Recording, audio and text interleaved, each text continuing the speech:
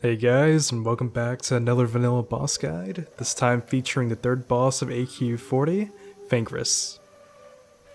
Despite his appearance, the biggest danger from this raid encounter will be everything but him as we start going over his abilities. Mortal Wound is a debuff ability that Fankriss places on the main tank in the form of a cleave effect.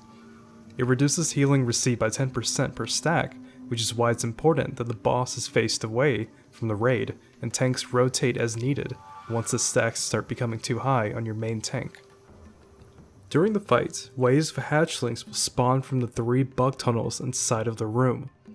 Your raid will need 1 or 2 off tanks to pick them up using abilities that generate AoE threat such as Battle Shout or Demo Shout and keep them held in place until your raid leader calls for them to be cleared or when the damage starts becoming too high for your tanks to handle.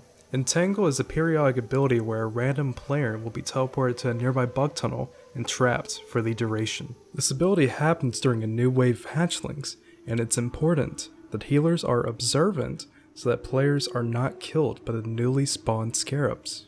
Spawns of Fankriss will be the biggest danger in this encounter due to their enrage mechanic.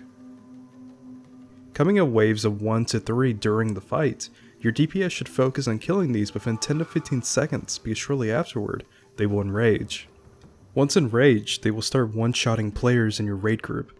Lastly, keep in mind that they are vulnerable to stun effects.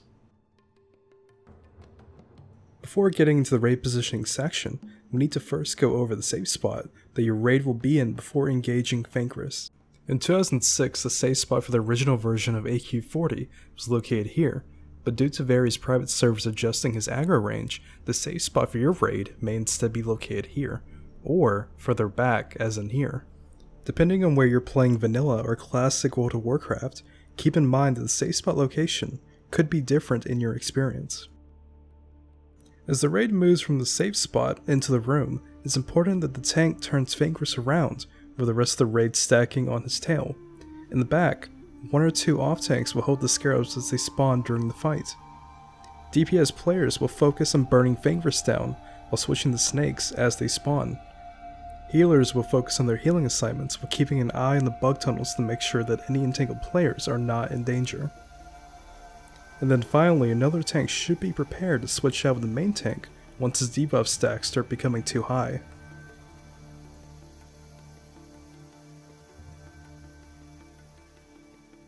Moving into the room from the safe spot as our tank works on positioning the boss, the first wave of hatchlings spawn as I also noticed one of our players become entangled nearby. As the rest of the raid starts stacking on the boss's tail, the off tank at the same time works on gathering the scarabs together. Due to the mortal wound stacks on the main tank, another tank moves in and takes over just as the first spawn of Fankriss arrives. Keep in mind that these guys hit hard even when not enraged, so try to kill them within a 10 to 15 second window. Quickly taking it down, the raid leader calls for AoE and we clear the scarabs out to give us some much needed space. As for the boss himself, he's mostly tank and spank, which allows our DPS players to go all out when not dealing with any snakes. The second spawn of Fankriss arrives alone with a new wave of hatchlings before being stunned and killed, just as another snake arrives. As the fight goes on, it generally becomes a matter of just being aware to your surroundings, identifying any newly spawned snakes, and then bursting them down. Aside from that, Fankriss is a very simple fight that is mostly reliant on your raid just creating an efficient kill order when it comes to the scarabs, snakes, and the boss himself. In this clip, we luckily didn't have any crazy snake spawns, but your experience could be different, as it is possible to get 2 or 3 at the same time, and that can be a challenge to deal with. Thank you guys so much for watching. As always, feel free to let me know your thoughts in the comments down below. Join me next time for the 4th boss of AQ40, Huhuran.